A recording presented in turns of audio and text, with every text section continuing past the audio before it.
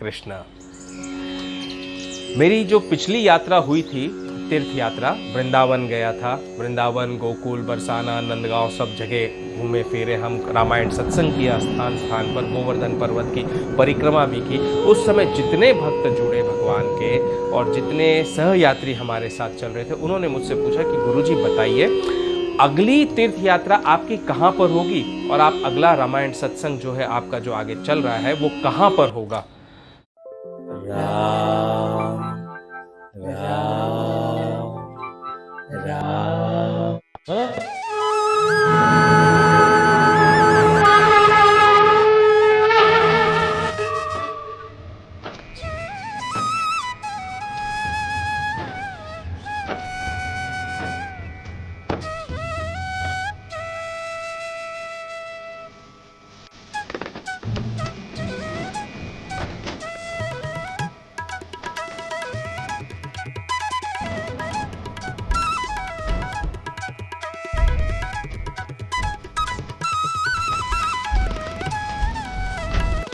तो मैंने कहा अब मैं जीवन के इस पड़ाव पर आ गया हूँ कि मेरे जीवन का एक कदम भी आगे जो चलना है वो मेरे कृष्ण जो है वो डिसाइड करते हैं, वो बताते हैं और वो निश्चय करते हैं कि उन्हें मुझे कहाँ भेजना है, क्या करवाना है, कौन से कार्य करवाने हैं। जैसे मेरी राधा माँ ने मुझे एकदम क्लियर आज्ञा देकर 7 पन्नों का लेटर लिखवाकर प्रेमानंद जी महाराज के पास जाकर उनसे मिलने की आज्ञा दी और मुझे वृंदावन भेज दिया। जा रहा था मैं महाकुंभ में, लेकिन महाकुंभ की यात्रा कैंसिल कराकर मेरी राधा माता ने मुझे कहा कि नहीं, इस समय प्रेमानंद महाराज जी से तुम्हें मिलना है, बहुत आवश्यक है, और ये जो 7 पन्नों की चिट्ठी है ये प्रेमानंद जी महाराज को देनी है।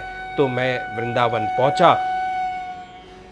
3 दिनों तक कंटिन्यू प्रेमानंद महाराज जी के आश्रम में जाता रहा, उनसे मिलने की विनती करता रहा, उनके सारे संतों से। और तीसरे दिन जाकर उन्होंने एकांतवास का मुझे परमिशन दी और चिट्ठी दी। तब जाकर जो 7 पन्नों का लेटर है राधा माँ ने दिया था प्रेमानंद महाराज जी को देने के लिए, वो मैं उनके पास उन्हें सौंप सका। और सौंप कर उनके मुख से, साक्षात भगवान का रूप है वे, उनके मुख से इतनी सुंदर वाणी सुनकर मैं वापस लौट आया। यहाँ वीडियो ओवरले में आपको वो दिखाता हूँ सीन, जहाँ पर प्रेमानंद महाराज जी के साथ में मैं वाणी बात कर रहा था और उन्होंने जो ज्ञान की बातें कही वो तो आप एक अलग वीडियो हमने डाला हुआ है, उसमें आप देख सकते हैं। तो मैंने इसी प्रकार मेरे भक्तों को कहा कि भाई पता नहीं आगे भगवान की क्या इच्छा होगी। अच्छा, अभी गर्मी का महीना शुरू है, मई का महीना, तो मैंने 13 मई की अपनी टिकट कटा रखी थी उत्तराखंड जाने की कि चलो 15 दिन की छुट्टी लूँगा, उत्तराखंड जाऊँगा और वहाँ थोड़ा आराम कर लूँगा और भगवान की कहीं इच्छा होगी तो वो मुझे भेज देंगे। लेकिन फिर गृहस्थ का काज ऐसा आ गया, गृहस्थी की जो जिम्मेदारियां होती हैं, बच्चों के प्रति जो जिम्मेदारियां होती हैं। कल संडे का दिन था, 20 अप्रैल 2025 का। उस दिन सुबह सुबह मैंने अपनी टिकट कैंसिल करा दी ट्रेन की कि भाई गृहस्थी का कार्य पहले होता है, वो रिस्पॉन्सिबिलिटी निभानी होती है। तो अब की बार मैं उत्तराखंड नहीं जा पाऊँगा, कहीं नहीं जा पाऊँगा, पहले अपने गृहस्थ को संभालना है, वो तो सबसे बड़ा कर्म है, भगवान ने कहा है, तो बाकी का कार्य बाद में देखेंगे। हालांकि उस समय मैं ये बात भूल गया कि मेरे कृष्ण ने मुझसे कहा था कि तुम मेरा कार्य करो, धर्म के मार्ग पर चलो, भक्ति का कार्य करो, तुम्हारे जीवन का, तुम्हारे कार्यों का ध्यान मैं रखूंगा, मैं स्वयं उसका ध्यान रखूंगा। उस समय एक पल के लिए भूल गया। अब टिकट तो मैंने कैंसिल करा दी। टिकट कैंसिल कराकर मुझे कल जो है 20 अप्रैल 2025 को SBI, state bank of India के ब्रांच में जाना था। यहाँ पास ही में पर्सनल बैंकिंग ब्रांच है जो संडे के दिन खुली होती है, स्टेट बैंक ऑफ इंडिया की। तो अपना कुछ काम था, तो उस काम के सिलसिले में मैं वहाँ बैंक में गया और बैंक में जाकर बैंक में एक काउंटर पर असिस्टेंट मैनेजर बैठे हुए थे, तो उनसे मिला, मुलाकात करके उन्हें अपना सारा कार्य बताया कि भाई ये काम कंप्लीट करना है। तो उन्होंने काफ़ी अच्छे से हेल्प की हमारी, और हेल्प कर वो सारे फॉर्म वॉर्म जो भरवाने होते हैं, वेरिफिकेशन करना होता है, वो सब कुछ उन्होंने बाकायदा किया। तो मैंने उनसे पूछा, मैंने कभी आपको देखा नहीं यहाँ पर स्टेट बैंक ऑफ इंडिया के इस ब्रांच में। तो बोले अरे नहीं, मैं तो आता ही नहीं हूँ, पहली बार आया हूँ आज। वो भी कैसा हुआ कि आज सुबह को यहाँ की जो मैडम है वो नहीं आ सकी यहाँ पर संडे को, और संडे को ब्रांच खुला होता है, तो इसलिए मुझे यहाँ पर आना पड़ा। मैं रीजनल असिस्टेंट मैनेजर हूँ, स्टेट बैंक ऑफ इंडिया का घाट ब्रांच है, वहाँ पर मैं रहता हूँ। तो आज मुझे केवल इस कार्य के लिए यहाँ पर आना पड़ा। मैंने कहा अच्छा, बड़ी अजीब सी बात है, ये तो ड्यूटी है, ड्यूटी सबको निभानी पड़ती है, रिस्पॉन्सिबिलिटी है, सबको निभानी पड़ती है। तो बातों बातों में उनके मुख से निकल गया कि वे इस मई में ही हरिद्वार जा रहे हैं और वहाँ से वे पूरी यात्रा करेंगे, पंचप्रयाग जाएंगे, और हो सकता है तुंगनाथ, रुद्रनाथ, केदारनाथ, गंगोत्री, यमुनोत्री सब जगह जाते हुए जाएंगे, बद्रीनाथ भी जाएंगे। तो मैंने कहा आप गए नहीं हो?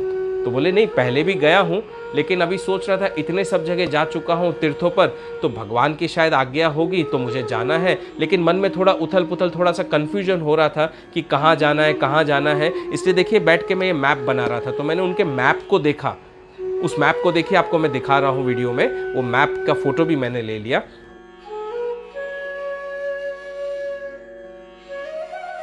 उस मैप को जैसे ही मैंने देखा तो कानों की जो घंटी होती है ना, वो जोरदार बज गई। अरे ये क्या?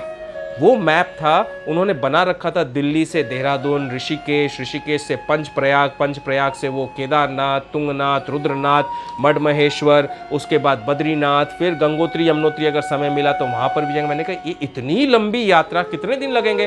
बोले 12-15 दिन में हो जाएगा, मैं अपने दोस्त के साथ जा रहा हूँ, कार से तो पुरसा नहीं सकता है, तो हम दोनों बाइक के ऊपर निकल जाएंगे। तो मैंने कहा अच्छा।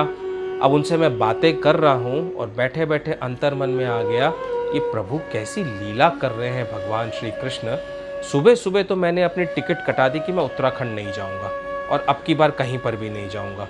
और अब मैं ब्रांच में आया हूँ तो एसबीआई के ब्रांच की जो मैडम होती है वो चली गई छुट्टी पर, और उनकी जगह पर ये रीजनल मैनेजर को भगवान ने भेज दिया यहाँ पर। कैसी लीला, कितना घुमा देते हैं भगवान सारा।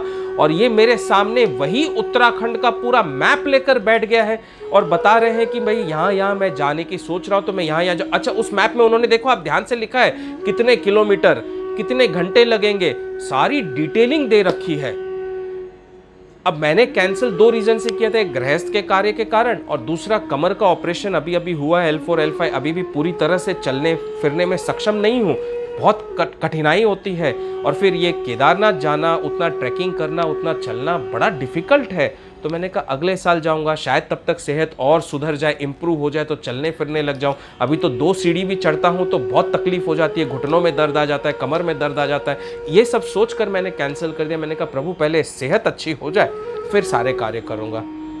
तो इतनी बातें मैं सोच रहा था उन असिस्टेंट मैनेजर के सामने बैठे बैठे।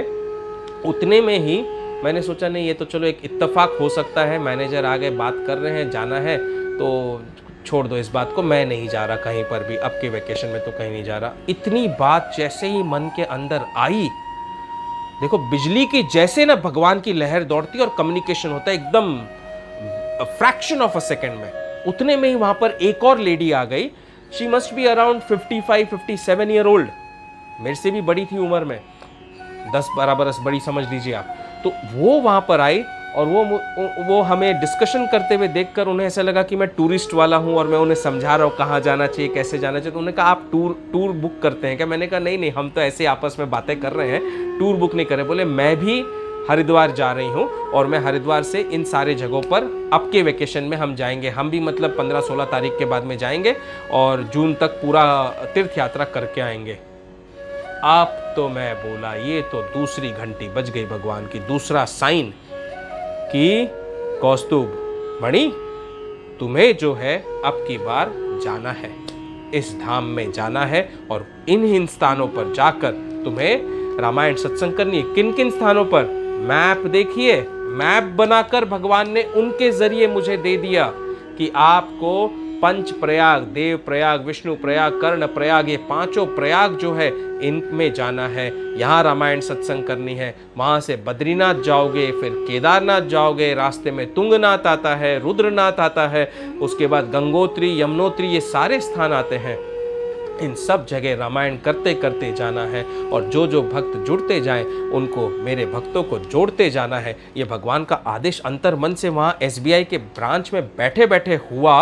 और जैसे ये आदेश हुआ तो सामने जो रीजनल असिस्टेंट मैनेजर बैठे थे उन्होंने कहा कि सर देखिए क्या होता है, मैं तो कभी भी सोचता नहीं हूँ कि मैं कहाँ जाऊँगा कहाँ नहीं जाऊँगा, लेकिन कई बार ऐसा लगता है कि जब मैं तीर्थ यात्रा के उस स्थान पर पहुँच जाता हूँ तो समझ में आता है कि भगवान ने ही स्वयं मुझे वहाँ पर भेज दिया।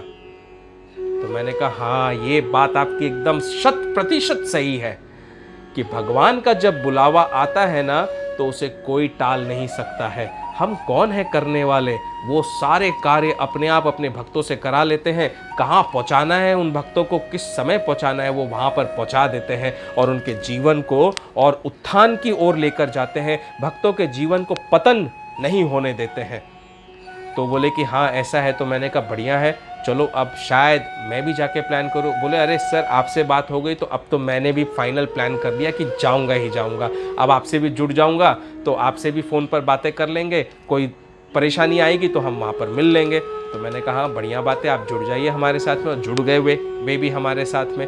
तो इस प्रकार मेरी बातें हुई SBI के ब्रांच में और बात होकर मैं घर पर आया। घर पर आकर मैंने अपनी धर्मपत्नी से कहा कि भाई देखो, शरीर तो साथ नहीं दे रहा है हमारा चलने के लिए, इतना ट्रैवलिंग करने के लिए, लेकिन भगवान की आज्ञा हुई है। भाइयों से भी पूछा तो भाई बोले भाई गर्मी का समय है, शरीर एकदम झुलस जाएगा।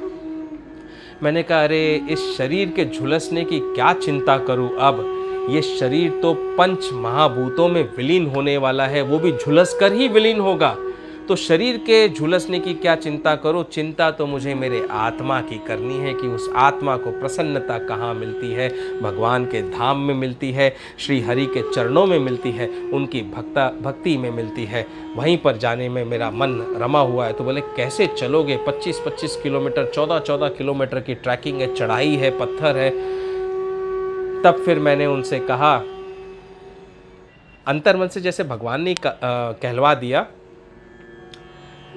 मन में जागृत की चाह किसने, भगवान श्री कृष्ण ने। मैंने तो टिकट कैंसिल करा दी थी, लेकिन SBI बैंक में भेजकर 2-2 लोगों से मन के अंदर फिर से जागृत की चाह किसने, भगवान श्री कृष्ण ने। तो मन में जागृत की चाह और ईश्वर ने बता दी राह। वो मैप जो है ना वो ईश्वर ने दे दिया। तो मन के अंदर जागृत की चाह, ईश्वर ने बता दी राह, तब फिर किस बात की परवाह, हम तो आगे पथ पर चल पड़ेंगे, थामे उनकी बाह। बोलो राधा कृष्ण की जय, मुरलीधर बंसी बजैया की जय। राधे राधे।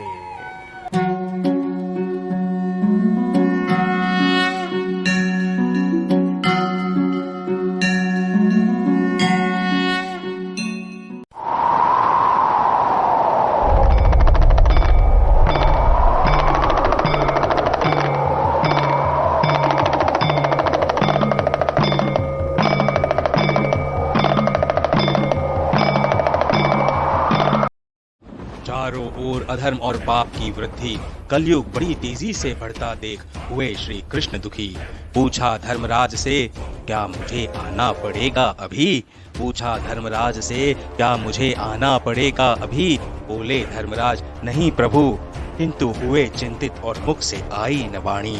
तब श्री कृष्ण ने थाम हाथ विक्रम का, दिया धर्मराज के हाथ। बोले यमराज, करूंगा मैं धर्म स्थापना विक्रम के साथ। बोले यमराज, करूंगा मैं धर्म स्थापना विक्रम के साथ। किया इनकार विक्रम ने प्रभु के बताए मार्ग पर चलने से। है इतने साधु संत सन्यासी, क्यों आशा मुझ तुच्छ सेवक गृहस्थ से। है इतने साधु संत सन्यासी, क्यों आशा मुझ तुच्छ सेवक गृहस्थ से। क्यों नहीं कर सकते रक्षा अपनी धरणी की अधर्म और पाप से। हुए प्रभु क्रुद्ध और कहा विक्रम से, ठीक है थोड़ा रुको और देखो। ठीक है थोड़ा रुको और देखो, just wait and watch. Vikram ना समझ पाए प्रभु की वाणी, व्यस्त रहे अपने गृहस्थ काज। आया भयंकर आया भयंकर कोविड संसार भर में, साधु संत धर्मी बच्चे बूढ़े जवान हुए दुखी सभी घर घर में। साधु संत धर्मी बच्चे बूढ़े जवान हुए दुखी सभी घर घर में। संसार को देख दुखी और त्रासदी पूर्ण, क्षमा याचना मांग गिर पड़े विक्रम प्रभु चरण। संसार को देख दुखी और त्रासदी पूर्ण, क्षमा याचना मांग गिर पड़े विक्रम प्रभु चरण। चेतना को किया जागृत तब याद आई अपनी कथनी। बताया श्री कृष्ण ने विक्रम से, तुम हो मेरे कौस्तुभ मणि। बताया श्री कृष्ण ने विक्रम से, तुम हो मेरे कौस्तुभ मणि।